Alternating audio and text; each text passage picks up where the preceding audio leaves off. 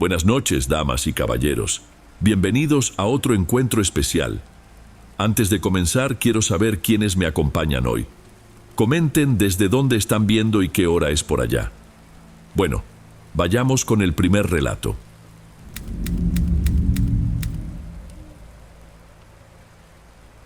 Hay una idea que dice que un dolor solo se va de verdad cuando aparece otro todavía más grande a ocupar su lugar. Para ser sincero, yo creía que no era más que una de esas frases ingeniosas que a la gente le gusta repetir, pero me tocó sentir en carne propia que es cierta. Pasó hace unos 3 años. Buenas noches, Domingo. Me llamo Tadeo. En aquel entonces, mi vida estaba hecha pedazos. Mi relación con Luisa había terminado de la peor manera que uno pueda imaginar.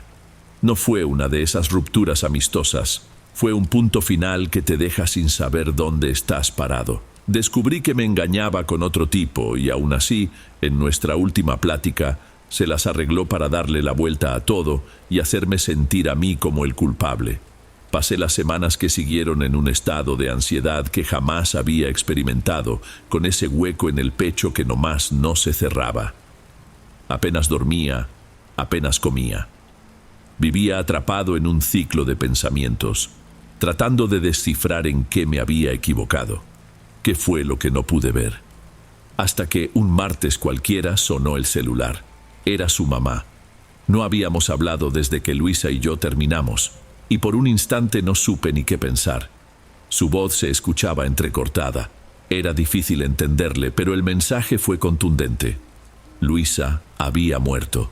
Un accidente en casa, algo tan banal como estúpido. Se ahogó con el hueso de una ciruela. Estaba sola. Yo no lloré. Lo primero que sentí, y me avergüenza reconocerlo, fue un vacío, un completo silencio. El dolor de la traición, el coraje, la humillación, todo eso se esfumó. Simplemente se desvaneció, devorado por aquella noticia. Su madre, entre sollozos, me pidió que fuera al velorio. Le dije que sí, por supuesto, pero la verdad es que yo solo necesitaba confirmarlo, ver con mis propios ojos que era real. Al llegar al lugar, el ambiente era justo lo que uno se espera. El olor penetrante de los crisantemos mezclado con el del café que servían en una esquina de la sala. Gente vestida de negro, conversaciones en susurros. Varios de sus parientes, que no estaban enterados de nuestra ruptura, se acercaban a darme un abrazo fuerte, a ofrecerme el pésame como si yo fuera el viudo. Yo solo asentía con la cabeza, respondiendo con un «así es» o un «gracias». Me sentía como un actor en la obra equivocada. Estuve ahí un par de horas más por compromiso que por otra cosa, y cuando ya me disponía a marcharme, su mamá me sujetó del brazo, rogándome que asistiera al entierro al día siguiente. Yo no quería ir, de verdad que no, pero terminé aceptando solo para que me soltara.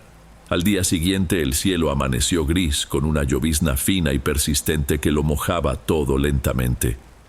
Me fui solo al panteón. Mi mamá incluso se ofreció a acompañarme, pero le dije que no era necesario, que sería rápido. No tenía ni la menor idea. El lugar ya estaba lleno desde la entrada. Había mucho movimiento para ser un miércoles por la mañana. Apenas crucé el portón de hierro, ese olor a flores y a tierra húmeda lo invadió todo. Alcancé a ver al grupo de gente reunido cerca de una de las capillas centrales. Ahí estaba la familia de Luisa, sus amigos. Lo último que yo quería era atravesar ese mar de personas y recibir más miradas de lástima. Mi plan era sencillo: tomar un atajo entre las tumbas, aparecer por detrás de la capilla, quedarme callado en un rincón y largarme en cuanto bajaran el ataúd. Recordé vagamente que un bisabuelo mío estaba enterrado en una de las secciones más viejas, y me pareció una buena ruta para desviarme. Empecé a caminar por los senderos secundarios, de terracería irregular. Las lápidas se iban haciendo más antiguas, algunas estaban chuecas, con el cemento reventado por las raíces de árboles enormes que parecían surgir de la nada. El murmullo de la ceremonia se fue haciendo más lejano, reemplazado por el ruido de la llovizna en las hojas y el canto de algún pájaro. Estaba tan concentrado en no pisar un charco de lodo que no me di cuenta de que ya no sabía dónde me encontraba. El panteón se sentía mucho más grande por dentro. Fue entonces, al doblar una esquina detrás de un mausoleo de mármol oscuro, que la vi. Una señora, muy anciana, estaba de rodillas en el suelo. No, de rodillas no, estaba caída. Tenía las manos sucias de barro y las rodillas raspadas. Su rostro mostraba una expresión de puro agotamiento, como si llevara ahí mucho tiempo. A unos 3 o 4 metros de ella, una cubeta de plástico estaba volteada, con la boca hundida en el lodo. La escena se armó en mi cabeza al instante. La raíz de un árbol de mango había levantado una de las losas del camino. Ella debió de haber tropezado ahí, perdido el equilibrio y caído. Corrí a ayudarla con algo de torpeza. ¿Se encuentra bien, señora? ¿No se lastimó? Ella levantó el rostro despacio. Debía tener 80 y tantos años, la piel muy arrugada y un temblor leve en las manos. ¡Ay, mi hijo! El suelo me puso una zancadilla. Su voz era débil, casi un susurro. Creo que no puedo levantarme sola. La tomé por los brazos, que eran delgados y ligeros como ramas secas, y tiré de ella con cuidado. Se tambaleó un poco, pero logró ponerse de pie, apoyándose en mí. «Mi cubeta», señaló con la barbilla hacia el objeto caído. Iba a llenarla para lavar la lápida de mi esposo. Recogí la cubeta, que estaba pesada por la tierra mojada, y la golpeé de lado contra un tronco para quitarle el exceso de mugre. Acompañé a la señora, que se aferró a mi brazo. Sus pasos eran cortos, vacilantes. Yo avanzaba a un ritmo lento, mirando por encima del hombro, intentando reubicarme. Sabía que todos los panteones tienen tomas de agua, unas llaves comunitarias, pero sinceramente nunca me había detenido a ver dónde estaban. El caso es que caminamos, y caminamos, y caminamos. Pasamos junto a hileras de nichos de concreto, por tumbas de familias de las que nunca había oído hablar, por estatuas de ángeles con el rostro verdoso por el moho. El lugar parecía estirarse con cada paso que dábamos. Tenía la fuerte impresión de que estábamos andando en círculos, pero el paisaje a nuestro alrededor, aunque repetitivo, cambiaba lo suficiente para mantenerme desorientado. El aire estaba húmedo y tenía un olor fuerte, una mezcla de cera de vela derretida con hojas podridas. De vez en cuando, un sonido rompía el silencio. El piar de un pájaro, el crujido de una rama al caer. Y no podía quitarme de encima la sensación de que alguien nos observaba. 1 o 2 veces miré hacia atrás, esperando ver a un panteonero, a otro visitante, a quien fuera. Pero no había nadie. Solo nosotros dos, y el silencio que seguía a cada sonido. Su mano, siempre firme en mi brazo, parecía guiarme, aunque fuéramos los dos los que estábamos perdidos. De repente la caminata terminó. Dimos con uno de los pasillos principales y, a unos 50 metros, ahí estaba la capilla. El grupo de gente seguía afuera, bajo un techo improvisado, protegiéndose de la llovizna que ahora arreciaba un poco más. El sonido de un rezo apagado salía de los altavoces. Sentí un alivio por saber finalmente dónde estaba, pero ese alivio me duró muy poco. Algunas personas me vieron, un tío de Luisa, unos amigos que teníamos en común. Me miraron con una cara de no entender nada, probablemente preguntándose dónde me había metido y quién era la señora que venía conmigo. Era justo ese tipo de atención lo que quería evitar. Ya estaba listo para inventar cualquier pretexto y librarme de la situación. La señora se detuvo, haciendo que yo también me detuviera. Miró al grupo con una calma que me dio un escalofrío, y luego me miró a mí. «Puedes quedarte, mi hijo, si quieres», dijo con la voz aún baja, pero ya sin el tono frágil de antes. «Yo me las arreglo desde aquí». Dijo eso, pero no me soltó el brazo. Hice un movimiento sutil para apartarme, algo educado, pero el gesto fue suficiente. El problema fue lo que vi a continuación.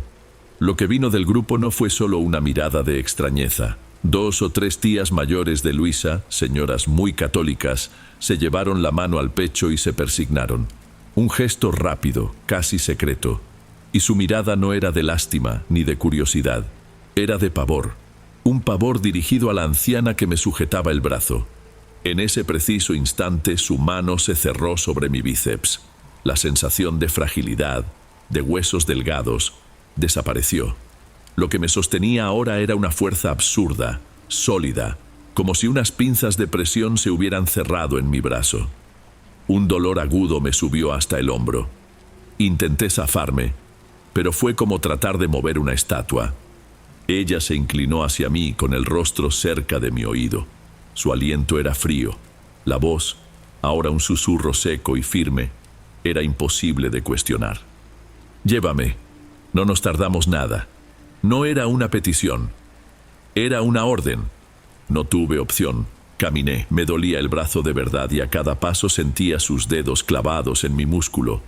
Fuimos directo hacia una de las llaves de agua que, irónicamente, estaba a menos de 20 pasos de donde estaba la gente. El trayecto entero duró quizá 1 minuto, pero se sintió mucho más largo. Mi cabeza daba vueltas, tratando de procesar lo que acababa de pasar.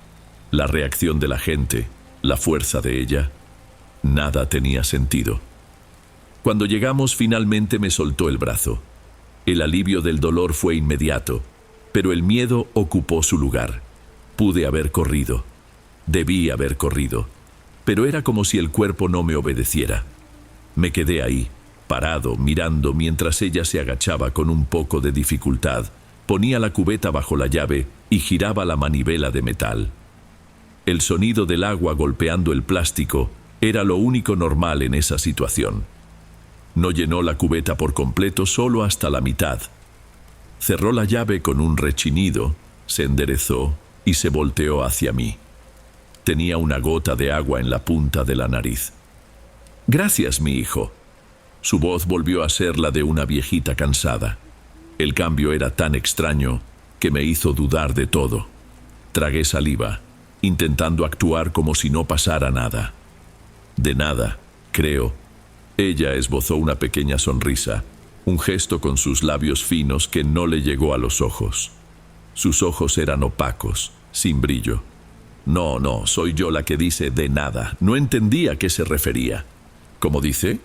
Acomodó la cubeta en su mano, sujetando el asa con una firmeza que desmentía su apariencia. Su voz bajó de nuevo, volviéndose más íntima, casi un secreto. Por tu otro favor, mi cerebro no podía seguirle el ritmo. Me le quedé viendo, mudo. El hueso de ciruela, dijo con la mayor naturalidad del mundo. Te escuché lo que sentías por dentro. Todo ese coraje, ese dolor, hacía mucho ruido. Yo solo lo resolví por ti. El mundo a mi alrededor pareció enmudecer. Oía las palabras, pero no se conectaban con la realidad. Mi mente intentaba y fracasaba en darle un sentido a todo aquello. Ella no esperó una respuesta. Tomó la cubeta, que debía pesar unos buenos 5 kilos, con una sola mano, como si fuera una bolsa de pan. Me dio la espalda y comenzó a alejarse, desapareciendo por entre las mismas tumbas de donde habíamos salido. Yo me quedé ahí, parado frente a la llave de agua, con el brazo palpitándome, sintiendo el olor a tierra mojada e intentando respirar. El rezo en la capilla había terminado. La ceremonia estaba llegando a su fin, y yo tenía la impresión de que mi vida, la de verdad, también había terminado. Regresé al entierro en piloto automático. Me uní al grupo justo cuando el ataúd comenzaba a descender. La mamá de Luisa lloraba, sostenida por sus hermanas. Yo me quedé ahí, en mi sitio, sintiendo las miradas pero sin poder conectar con nada. Mi cabeza era un zumbido, y en medio de ese zumbido, la vi de nuevo. La señora de la cubeta estaba agachada junto a una tumba antigua, un poco apartada a mi izquierda, tallando la lápida con un trapo, justo como había dicho que haría. No podía apartar la vista. De vez en cuando se detenía, estiraba la espalda y su cabeza se giraba en mi dirección, como si supiera que la estaba observando. En una de esas ocasiones, nuestras miradas se cruzaron a través de la multitud. Me hizo un discreto saludo con la mano, y sentí un hielo por dentro. ¿Cómo podía encontrarme con tanta claridad en medio de tanta gente? Cuando todo terminó, los papás de Luisa insistieron en que fuera a su casa, a tomar un café. Yo no estaba en condiciones, para nada, pero la insistencia fue tanta que acepté, solo para no ser grosero. Dije que iría en mi propio coche, que llegaría en unos minutos. Ellos se adelantaron y yo, antes de ir al estacionamiento, tomé el desvío. Lo necesitaba. Tenía que ver esa lápida de cerca. Juro que sentía que el pecho se me iba a reventar. Tenía un miedo terrible de encontrar su nombre ahí, de que fuera su propia tumba la que estaba limpiando. La placa de mármol estaba gastada, pero la inscripción aún era legible. Héctor Correa, un hombre. Sentí un alivio que duró una milésima de segundo, hasta que mis ojos bajaron a las fechas. Nacido en 1871, fallecido en 1912. Y justo debajo, grabada en letras más pequeñas, una frase que me provocó un escalofrío: donde el dolor encuentra a quien lo escucha. Nunca fui a tomar ese café. Me fui a mi casa y pasé los siguientes 3 días en cama, diciéndole a mi mamá que tenía una infección viral muy fuerte. Pero no era eso. Simplemente tenía miedo. Intentaba convencerme de que había sido una alucinación, una mala jugada de mi cerebro agotado. Pero el moretón morado en mi brazo, con la forma exacta de unos dedos delgados, no me dejaba olvidar. La historia podría terminar ahí. Podría ser solo un recuerdo extraño y aterrador de un día horrible. Pero no fue así. Una semana después, me puse la misma chamarra que usé en el panteón. Al meter la mano en el bolsillo sentí algo pequeño y frío. Era una piedrita negra, lisa y pulida, como las que uno encuentra en el lecho de un río. Jamás en mi vida había visto esa piedra. Mientras la sostenía, un aire helado me tocó la nuca, y por un instante el olor a hoja podrida y cera de vela regresó con toda su fuerza. Desde entonces, mi vida ha cambiado. Lo siento. Siento que no estoy solo. A veces, a mitad de la noche, tengo la impresión de ver la silueta de una señora mayor parada del otro lado de la calle, bajo la luz débil del poste, mirando hacia la ventana de mi departamento. Cuando parpadeo, ya no hay nadie. Sé que no fue una coincidencia. Ella no solo me hizo un favor, abrió una puerta, creó una conexión, y ahora vivo con el miedo constante de que un día venga a ofrecerme otro favor. O peor aún, a cobrarme por el que yo nunca le pedí.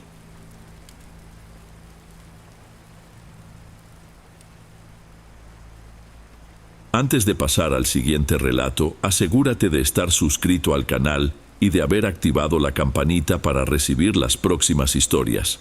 Aprecio mucho tu compañía y tu apoyo hace toda la diferencia. Bueno, sigamos.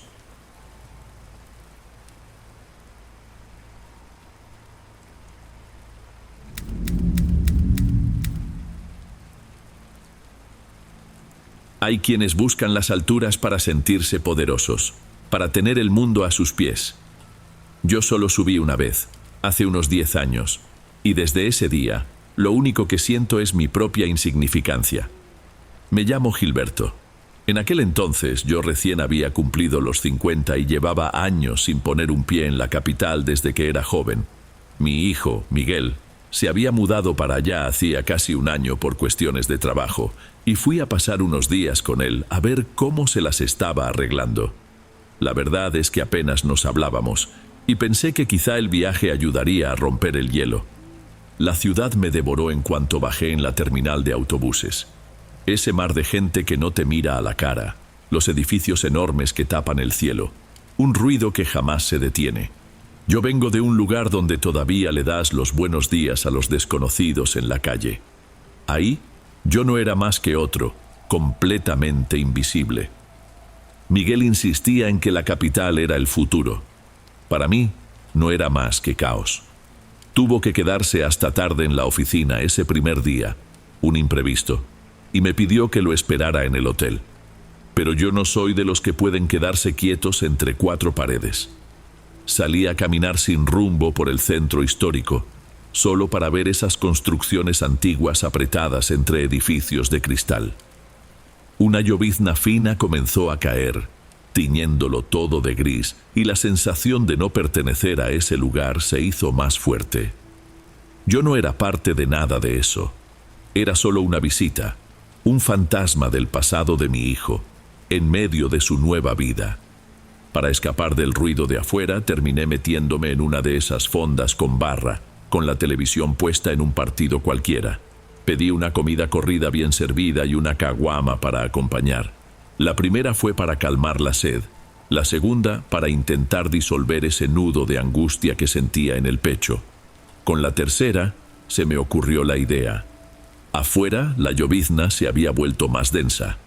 Al mirar hacia arriba, por los huecos entre los edificios, alcancé a ver la punta de una de las torres más altas de la ciudad. Una torre oscura que perforaba las nubes bajas, y me pregunté, ¿por qué no? Quizás si veía todo ese caos desde arriba, podría encontrarle algún sentido. Parecía la única manera de estar en la ciudad sin que ésta me tragara. Pagué la cuenta y caminé hasta allá, con esa valentía tonta que te dan 3 cervezas. No estaba lejos. Compré mi boleto y me metí al elevador. El ascenso fue rápido, apenas un zumbido en los oídos. No le temo a las alturas, pero la idea de estar suspendido en medio de tanto concreto me provocaba una extraña inquietud. Ya era tarde para arrepentirse. Las puertas se abrieron directamente en un mirador acristalado. El día estaba por terminar, y la ciudad allá abajo comenzaba a encenderse. Un océano de luces amarillas y blancas que se extendía hasta donde la vista ya no llegaba. El ruido desaparecía, reducido a un murmullo lejano. Y por primera vez en todo el día, pude respirar profundo. La llovizna había cesado, pero el cielo seguía encapotado, muy oscuro. Le di la vuelta completa al mirador, observando las filas de faros que cortaban la oscuridad. Los edificios más bajos que parecían cajas de zapatos. Era hermoso de una manera aterradora. Una belleza que no te acoge, solo te demuestra lo pequeño que eres. Siempre llevo conmigo unos binoculares pequeños, un modelo antiguo, ruso, que heredé de mi padre. Me los colgué al cuello y empecé a buscar puntos conocidos. Enfoqué la cúpula dorada del Palacio de Bellas Artes, ese edificio majestuoso, casi como un pastel de bodas. Justo en el punto más alto, contra el cielo oscuro, había algo que no debería estar ahí. Al principio, parecía una simple mancha, tal vez un trozo de lona olvidado por el viento, pero no era eso. Ajusté el foco de los binoculares. La imagen tembló un instante y luego se volvió nítida.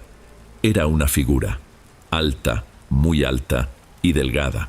Parecía hecha de pura sombra. Estaba en cuclillas, como una bestia a punto de saltar, y tenía alas. No estaban desplegadas, sino recogidas, como las de un murciélago gigante. Me quedé observando, esperando que se moviera, que demostrara ser solo un adorno de metal, una gárgola que nunca antes había notado. Entonces esa cosa se movió. Lentamente se irguió. No se puso de pie como un hombre, sino que se estiró, flexionando sus largas piernas, y las alas se abrieron un poco, solo lo suficiente para que yo viera que eran enormes, irregulares, como si estuvieran hechas de tela rasgada. Aquello estaba vivo. Sentí una extraña tensión en la nuca, pero era incapaz de apartar la vista. La criatura permaneció inmóvil por un momento, simplemente observando el movimiento de abajo, los autos, la gente, indiferente a todo. Y entonces sucedió lo peor. Como si hubiera sentido mi mirada clavada en ella, la cabeza de aquella cosa giró en mi dirección. De golpe. No tenía rostro, solo una oscuridad más profunda donde debería estar. Pero yo sentí que me estaba mirando directamente a mí. Lo que experimenté no fue miedo, fue otra cosa. Un hueco en el estómago. La certeza de ser visto por algo que no pertenece a este mundo. Nos quedamos así por unos segundos que se sintieron eternos, yo y la cosa. Después, con un movimiento veloz, dio un salto al vacío. Las alas se abrieron por completo y desapareció en la oscuridad, en dirección a la alameda central. Se perdió entre los árboles de abajo. Me quité los binoculares de la cara de inmediato. Me temblaban un poco las manos. Volví a mirar la ciudad, el océano de luces, pero la belleza se había esfumado. Ahora todo me parecía amenazante. Los edificios ya no eran solo edificios, eran perchas, puntos de acecho. Y yo, allá arriba, expuesto, me sentí el blanco más fácil del mundo. No esperé más. Le di la espalda a la vista y caminé, casi corriendo, hacia el elevador. Había una pareja esperando, riéndose de algo. Entré con ellos y me quedé en mi rincón, en silencio, mirando cómo los números descendían en el panel. Ellos no dejaban de platicar. Yo solo quería que las puertas se abrieran ya. El sonido normal de sus vidas parecía venir de otro planeta. Abajo la calle ya estaba oscura. El ajetreo era el mismo, pero para mí todo era distinto. Cada sombra alargada parecía moverse. Cada paloma que alzaba el vuelo desde un tejado me sobresaltaba. Caminaba deprisa, mirando hacia arriba a cada instante, esperando ver algo agazapado en la cornisa de algún edificio. Entré al hotel, un lugar sencillo en el centro, y no le dije nada al muchacho de la recepción. Fui directo a mi cuarto. Cerré la puerta con llave. Le puse la cadena. La habitación era pequeña, con una ventana que daba a la parte trasera de otro edificio, un muro de ladrillos. Fue un alivio no tener que ver el cielo. Lancé los binoculares sobre la cama y me senté en la orilla. Traté de ordenar mis ideas. Fueron las cervezas, Gilberto, me decía a mí mismo. Estabas cansado, la luz era mala. Fue un pájaro grande, una ilusión óptica. Quería creer en eso con todas mis fuerzas. Era la única explicación que tenía sentido. Un hombre de mi edad no ve monstruos en los techos de los edificios. Pero la imagen no se borraba de mi mente, la forma en que la criatura se movió, sin prisa, y sobre todo, la forma en que giró y me miró. No fue una coincidencia, sabía que yo estaba ahí. Tomé el celular y le marqué a Miguel, buzón de voz. Claro, seguro seguía trabajando. Dejé el teléfono a un lado. La soledad en esa habitación era pesada. Estaba a solas con ese recuerdo y este crecía a cada minuto. No dormí. Pasé la noche entera sentado en la cama, con la luz encendida, escuchando las sirenas y los ruidos de la ciudad que nunca duerme. Con cada sonido fuerte me encogía. La razón me decía que ahí estaba a salvo, pero algo dentro de mí me ordenaba que huyera. Y eso fue lo que decidí hacer. Antes de que el cielo empezara a clarear, yo ya estaba guardando mis pocas cosas de vuelta en la maleta. No iba a esperar a nadie. Solo necesitaba salir de ahí. Apenas empezó a amanecer, yo ya estaba en la banqueta con mi maleta en la mano. El aire estaba frío. Conseguí un auto de aplicación y le pedí que me llevara directo a la central de autobuses. No le llamé a Miguel, no le avisé nada. Ya le inventaría una excusa después.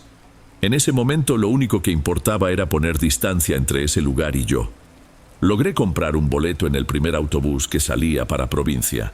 Me acomodé en el asiento de la ventana y solo me relajé un poco cuando sentí que el vehículo entraba a la carretera, dejando atrás la maraña de edificios y viaductos. Veía salir el sol y por primera vez en horas pensé que tal vez había exagerado, que mi mente, mezclada con la soledad y la bebida, lo había creado todo. Como 2 horas después, el autobús se detuvo en una de esas paradas grandes de carretera. Todos bajaron a estirar las piernas, a tomar un café. Yo también bajé, más por costumbre que por ganas. La cafetería estaba llena, con el barullo de siempre. Fui a pedir un café, y fue entonces cuando vi la televisión, colgada en una esquina, sintonizada en un canal de noticias. La imagen mostraba mucho polvo, bomberos, destrucción. El cintillo rojo en la pantalla decía, urgente. La reportera hablaba fuerte, tratando de sobreponerse al sonido de las sirenas. Al principio no le puse mucha atención hasta que escuché 2 palabras que me golpearon. Centro histórico. Me acerqué más a la pantalla. La cámara mostraba la fachada de un edificio que se había venido abajo. Un edificio antiguo, de departamentos. Y el letrero de la calle en la esquina de la pantalla. Estaba a solo 2 cuadras de mi hotel. La reportera decía que el derrumbe había ocurrido alrededor de las 7 de la mañana, apenas 1 hora después de que yo había huido de la ciudad. La gente a mi alrededor en la cafetería comentaba, impactada. ¡Qué tragedia! dijo una señora, pero yo no podía decir nada. Solo miraba la pantalla, el polvo, los escombros, y en mi mente la única imagen que se formaba era la de esa figura oscura, en cuclillas sobre el palacio, observándolo todo, mirando la ciudad que, pocas horas después, se iba a derrumbar. Aquello no había sido una amenaza, había sido un presagio. Regresé a casa ese mismo día, pero ya era otra persona. Durante semanas apenas salí. Cualquier noticia sobre un accidente o un desastre en el periódico me oprimía el pecho. Le llamaba a Miguel todos los días. A él le extrañaba tanta preocupación, pero yo inventaba cualquier excusa. ¿Cómo podría explicarle lo que vi? Me habría internado en un manicomio. Por mucho tiempo me convencí de que la conexión entre las dos cosas, la criatura y el derrumbe, era una coincidencia, una mala jugada de mi mente asustada. Era más fácil vivir así. Hasta que hace unos 3 años estaba viendo uno de esos documentales sobre casos sin resolver que pasan en la madrugada. Y empezaron a hablar de una serie de eventos extraños que ocurrieron en un pequeño pueblo de Estados Unidos décadas atrás. La gente reportaba haber visto una criatura alta, oscura, con grandes alas y ojos rojos que brillaban. Yo no le vi los ojos. En mi caso, solo era sombra. Pero la silueta y la postura eran las mismas. Era él. El documental decía que la criatura siempre aparecía antes de una gran tragedia. El nombre que le dieron fue el hombre polilla, el Mothman. En ese instante, todo el esfuerzo que había hecho para convencerme de que estaba loco se vino abajo. Yo no estaba loco, solo tuve la mala suerte de estar en el lugar equivocado, en el momento equivocado. Hoy entiendo que esa cosa en el techo del palacio no me estaba amenazando. No era el peligro, era el aviso. Un vigilante silencioso que se presenta cuando algo terrible está a punto de suceder. Y esa es mi carga. Yo fui advertido, y lo único que pude hacer fue ponerme a salvo a mí mismo. Nunca más he vuelto a la capital. Mi hijo viene a visitarme de vez en cuando. Y lo único que le pedí, la única vez que toqué este tema, se lo dije con la mayor seriedad del mundo. Si algún día lo ves, Miguel, no lo dudes. Simplemente vete de donde estés y no mires atrás.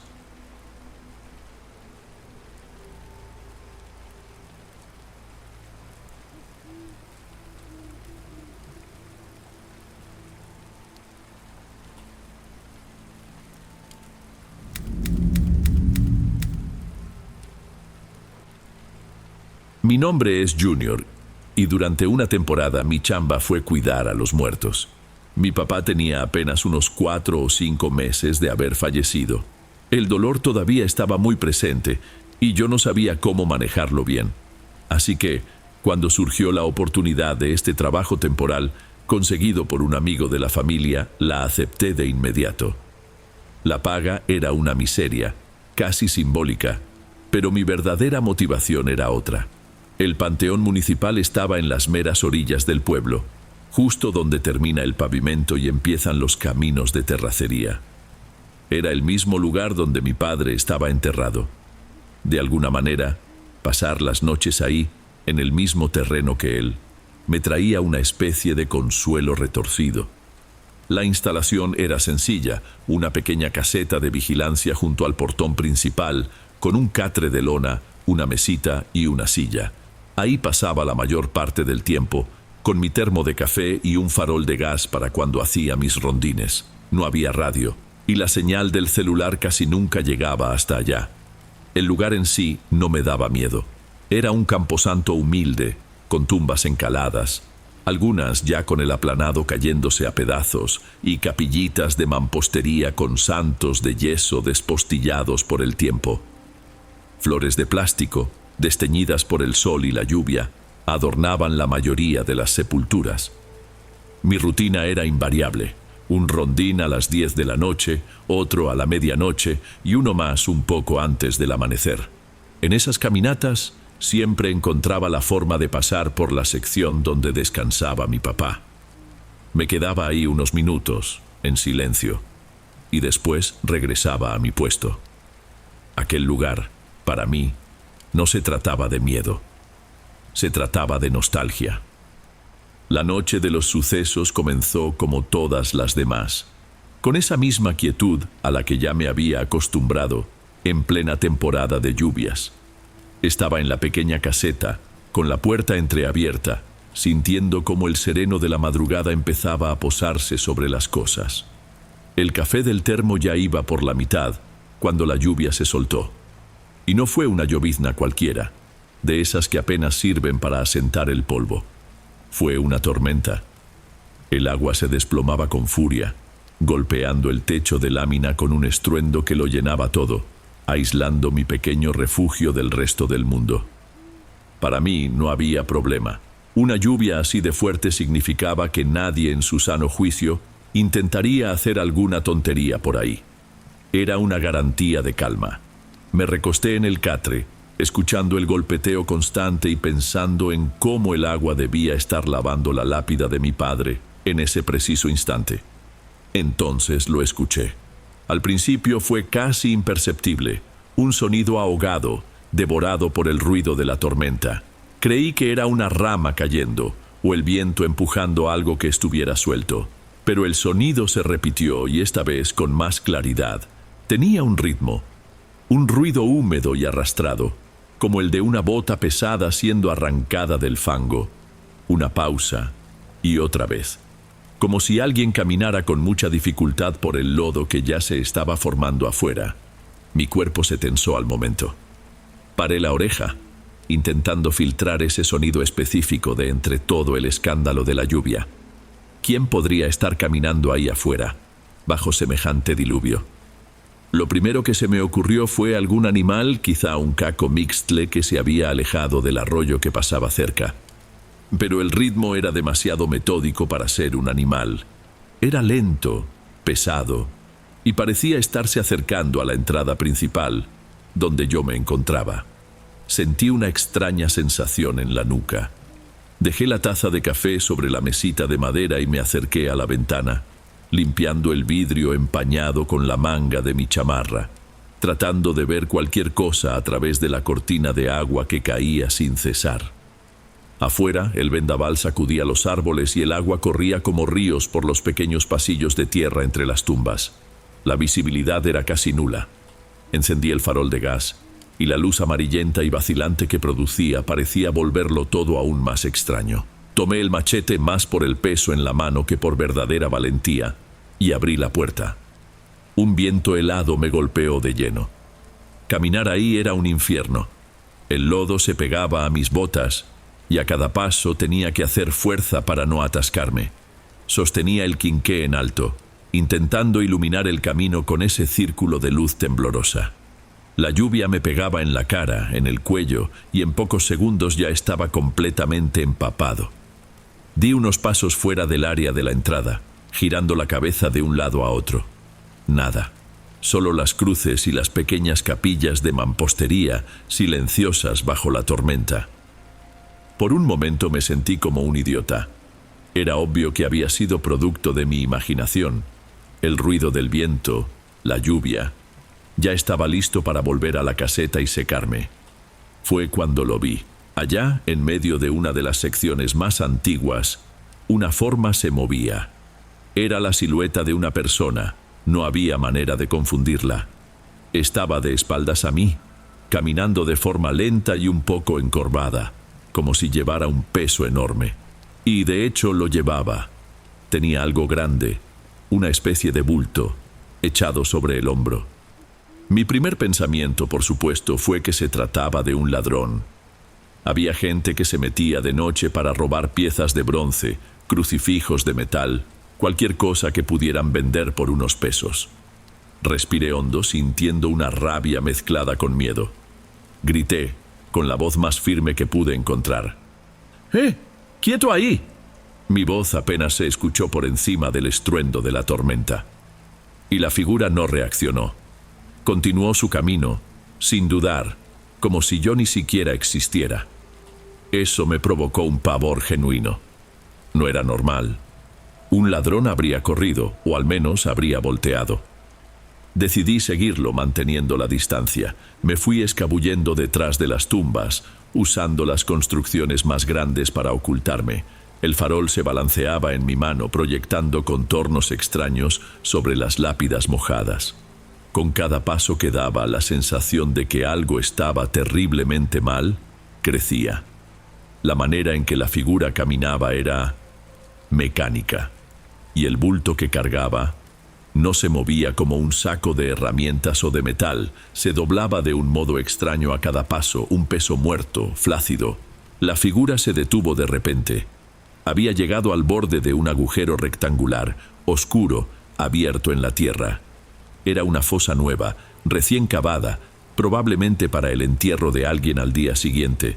El olor a barro revuelto era intenso, incluso con la lluvia. Ahí, bajo la luz amarillenta y danzante de mi quinqué, el intruso finalmente enderezó la espalda.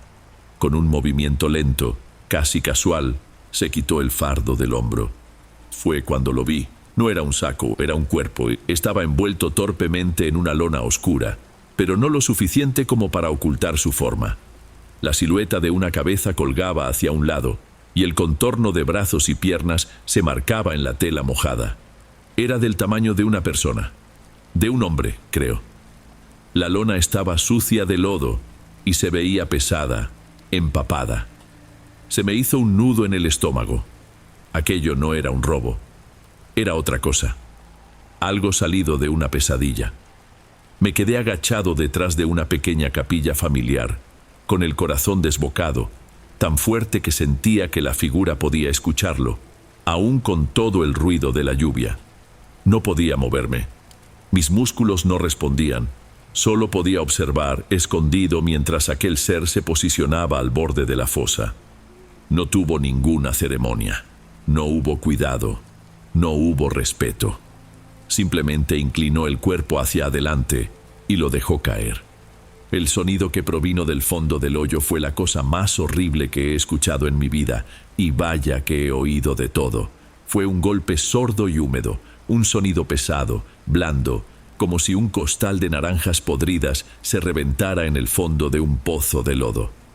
Un ruido de carne sin vida y de huesos golpeando la tierra mojada. Cerré los ojos con fuerza, pero el sonido se quedó grabado en mi mente, repitiéndose sin parar. Cuando tuve el valor de mirar de nuevo, lo peor estaba por venir. La figura no se fue. Se arrodilló junto al montón de tierra que habían sacado de la fosa y con sus propias manos empezó a empujar el lodo hacia adentro del agujero.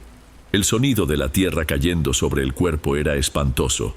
Un ruido de pala, pero sin pala. Un trabajo metódico, incansable.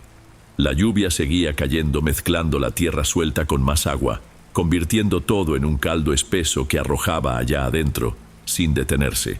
Estaba presenciando un entierro clandestino, la ocultación de un cadáver, y al sepulturero no parecía importarle en lo más mínimo la tormenta, ni la noche, ni la posibilidad de ser visto. Solo continuaba con su labor, como si tuviera todo el tiempo del mundo. No sé cuánto tiempo permanecí ahí, agachado en el barro, presenciando aquella escena. Pudieron ser segundos o minutos. El tiempo parecía haberse derretido. Mi mente intentaba hallar una salida, una explicación. Tenía que hacer algo, llamar a la policía, pero ahí la señal no entraba ni en las buenas noches, mucho menos con esa tormenta. Salir corriendo y pedir ayuda. Pero mis piernas estaban paralizadas. Lo único que podía hacer era temblar, y el haz de luz del quinqué temblaba conmigo. Creo que fue un sollozo, un sonido ahogado que se me escapó de la garganta. O quizá resbalé un poco en el lodo e hice ruido. No lo sé con certeza, pero fue suficiente. El trabajo se detuvo. El sonido de la tierra siendo arrastrada cesó en el acto. La figura que estaba inclinada sobre la fosa se quedó inmóvil. Por un segundo terrible, el único ruido fue el de la lluvia al caer. Y entonces lentamente comenzó a girarse en mi dirección. No fue un movimiento rápido de sobresalto, fue una rotación lenta, deliberada, como si hubiera sabido exactamente dónde estaba yo todo el tiempo. La cabeza giró primero, y la luz de mi farol finalmente encontró lo que debería haber sido su rostro. Jamás olvidaré lo que vi. No era una cara de odio ni de maldad. Era la ausencia absoluta de cualquier cosa. La piel era blanca, lisa, parecía yeso mojado. Tenía la forma de un rostro, con el lugar de la nariz, la boca y los ojos, pero todo era superficial, sin detalles, como una estatua sin terminar que la propia lluvia estuviera deshaciendo. En el lugar de los ojos, dos huecos que parecían profundos y vacíos. No había reconocimiento, no había vida. Era como mirar el molde que se usa para hacer una máscara, y no la máscara en sí. En ese instante dejé de intentar comprender, simplemente actué. No pensé, solo corrí. Solté el farol, cayó y se apagó, sumergiéndome en una oscuridad casi total. Corría guiado únicamente por los destellos de los relámpagos, que por fracciones de segundo me mostraban las siluetas de las cruces y las tumbas frente a mí, tropezando con raíces y con los bordes de concreto de los sepulcros. Caí de rodillas en el lodo, me raspé por completo, pero me levanté con el mismo impulso y seguí corriendo, sin rumbo, solo para alejarme, lejos de aquella fosa, de aquel cuerpo y de aquella cara que no era una cara. No paré de correr hasta que las luces de los primeros postes del pueblo aparecieron frente a mí. Llegué a la pequeña comandancia de policía, que estaba justo a la entrada, y golpeé la puerta con toda la fuerza que me quedaba. Estaba cubierto de barro de pies a cabeza, temblando sin control, una parte por el frío, la mayor parte por el pavor. Quien me abrió fue el sargento Ramírez, un hombre mayor con cara de sueño y poca paciencia. Intenté explicarle lo que había pasado, pero la historia me salía toda atropellada. Hablé de un intruso, de un cuerpo, de alguien que enterraba a una persona en mitad de la noche. Omití la parte del rostro. Si le contaba eso, me enviaría directo a un manicomio. Necesitaba que creyera en el crimen, no en la aparición. Me miró de arriba abajo con desconfianza, pero yo estaba en un estado tan lamentable que terminó por aceptar ir hasta allá conmigo. La lluvia ya había amainado, convertida en una llovizna fina cuando regresamos en la vieja patrulla. Durante todo el camino me estuvo haciendo preguntas, que si había bebido, que si tomaba algún tipo de medicamento. Yo solo negaba con la cabeza, mirando la oscuridad de afuera. Llegamos al panteón y el aire estaba limpio, helado. Con una linterna potente en la mano, el sargento me siguió hasta el lugar. Y no había nada, absolutamente nada. La fosa estaba ahí, abierta, exactamente como yo la había visto.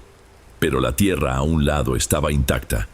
El montón de barro seguía ahí, sin una sola señal de que alguien lo hubiera tocado. El suelo alrededor, que debería estar lleno de huellas, las mías y las de la figura, estaba liso, lavado por la lluvia. No había una rama rota, ninguna lona, ninguna señal de forcejeo. Era como si la escena que yo había presenciado jamás hubiera ocurrido. El sargento barrió el lugar con la luz potente de la linterna unas 3 veces. Después, giró la luz hacia mi cara. «Escucha, chamaco», dijo, ya sin pizca de paciencia. «Seguro te quedaste dormido. La lluvia, el cansancio, la cabeza nos juega unas pasadas muy raras. Aquí no hay nada». Intenté discutir, le hablé del sonido, de lo que había visto con mis propios ojos. «Fue una pesadilla, Junior». Me interrumpió, dándose ya la vuelta para irse. «Ahora vete a tu caseta, tómate un café caliente y trata de dormir un poco. Y no vuelvas a despertarme por un sueño». Me dejó ahí, solo. Su palabra era la palabra de la realidad, y la realidad decía que yo estaba loco. No regresé a la caseta. No habría podido. Pasé el resto de la noche sentado en la escalinata de la capilla principal, con el machete sobre el regazo, mirando las cruces y esperando a que saliera el sol. A la mañana siguiente renuncié al trabajo. Le inventé cualquier excusa al encargado y nunca más volví a poner un pie en ese lugar. La paz que había ido a buscar ahí, cerca de mi padre, se terminó esa noche. Unas semanas después estaba en una cafetería tomando algo antes de ir a casa y escuché a 2 señores conversando en la mesa de al lado. Hablaban de historias antiguas de la región. Y uno de ellos mencionó un caso, de muchísimos años atrás, de un peón de una hacienda cercana que desapareció después de un pleito por unas tierras.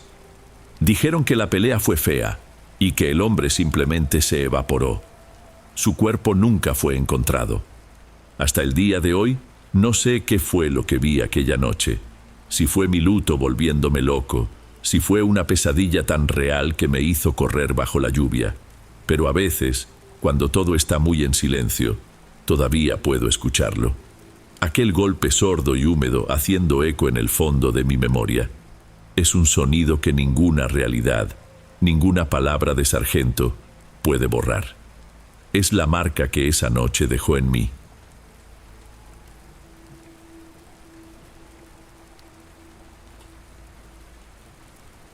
Bueno, amigos, estos fueron los relatos de hoy.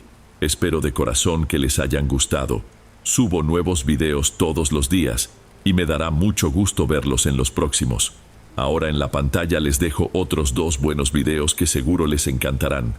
Un abrazo de Dom y nos vemos por allá.